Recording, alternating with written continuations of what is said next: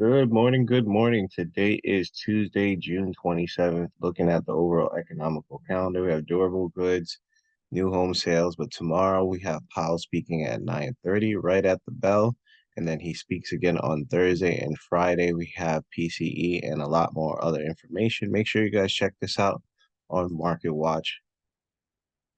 Jumping into the watch list, we're going to check out the video over here. In the video, this is the 1 year, 1 day. Each candle represents 1 day of information. You can see the MACD's crossing down. Overall was overbought, which seems to be a common trend with a lot of stocks are overbought, which is justifying the overall pullback that we're seeing right now.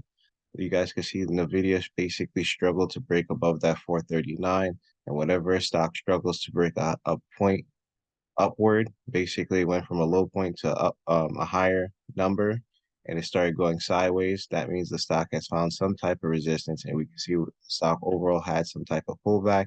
It's going to continue this pullback until it gets back above this trade line. You can see it's holding below the trade line. Basically, had a nice pullback yesterday from 422 down towards that 400 level. 404 is acting as support right now, which we do.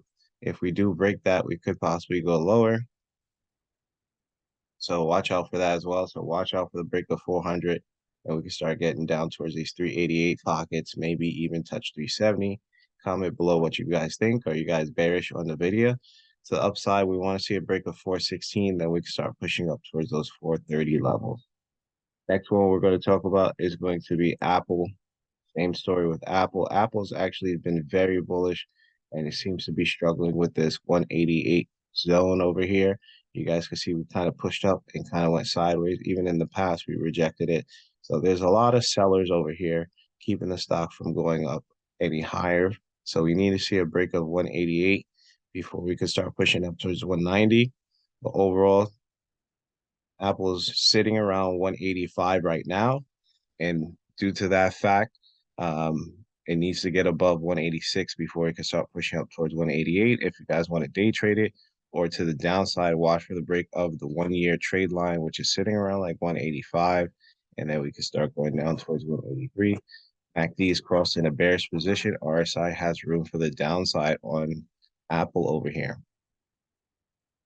Next one we're going to talk about is Meta. Looking at Meta, kind of same situation over here. Meta basically pushed up, is struggling with this 290 zone, and it's been struggling since the 16th of June. Remember, this is the date, this is the time over here, and you guys can see a lot of sideways action. We even tried to break 290 yesterday, and we basically had a nice sell-off from 290 all the way down towards basically 279. So we want to watch to see what's going to happen, but once it starts to break this 277 zone, you can see we have some support over here at 277. We could start falling down towards this pocket towards 270. And to the upside, we want to, if you want to day trade it, you want to get in from 283, the break of the trade line towards that 290. The 290, then we're going to start pushing up towards 300. Next one we're going to talk about is Tesla. Looking at Tesla over here, Tesla basically, we called that massive pullback. We said that Tesla was struggling to go any higher from 279. And you guys can see Tesla's trading at 245. So a lot of times when stocks go up too quick, they end up pulling back. So let's see what overall happens. But overall, RSI is getting more towards the oversold side. We have no confirmation of an upward trend, right? When I look for confirmation of an upward trend, you either look for basically this is the rejection, we need the confirmation of support, and we need confirmation of the upward trend, right? So we got some type of confirmation of support around this 238. You can see we're oversold. MACD has not crossed over, so can't get bullish yet. I think a safe place to get bullish on Tesla, you could day trade it from 247 to 253, but I would want to see it above that 253, 254 zone before we can start pushing up towards 265 and maybe gap fill back up towards this 279. All right. So watch out for that. If we do start to break that 239, we could start sinking down towards 231 and 222. Just because a stock is oversold doesn't mean it can't continue to drop.